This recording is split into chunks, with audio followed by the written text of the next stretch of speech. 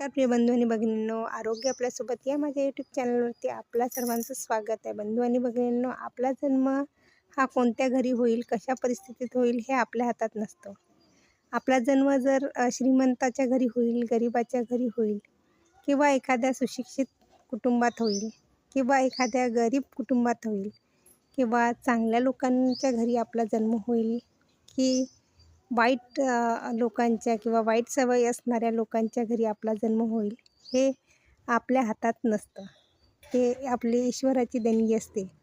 परंतु आपण त्या घरी कशी प्रकारे आपण जीवन जगू हे सर्वस्व आपल्या हातात असतं.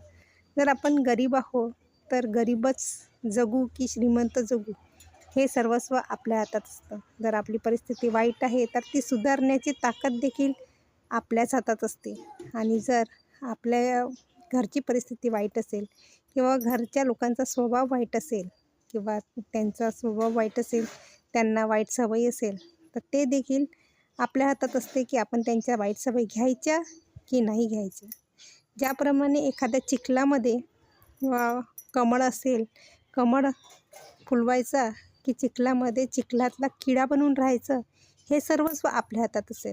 जर आपण जी परिस्थिती आहे त्याला स्वीकारून जगलं तर आपण एखाद्या चिखलातल्या किड्याप्रमाणे राहू. आणि जर त्या परिस्थितीचा सामना करून आपण चांगला स्वभाव करून, चांगलं गुण घेऊन चांगली परिस्थिती बनवण्याचा प्रयत्न केला किंवा चांगली वागणूक वागण्याचा प्रयत्न केला तर आपण एखाद्या चिखलाच्या कमळाप्रमाणे जगू शकतो.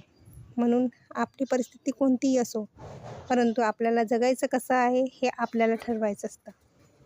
त्याच्यामुळे आपण आपली परिस्थिती नक्की बदलू शकतो. आणि आपण तशी आपली मनात कल्पना केली पाहिजे. आपण तसं केलं पाहिजे की आपण नाही, आपल्याला आपली परिस्थिती बदलायची आहे. आपण जर मनात विचार केला तर आपण आपली परिस्थिती बदलू शकतो. आपण गरीब असेल तर श्रीमंत होऊ शकतो.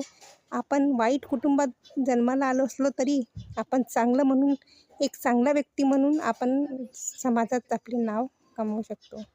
माझा हा व्हिडिओ जर आवडला असेल लाईक व शेअर नक्की करा. धन्यवाद.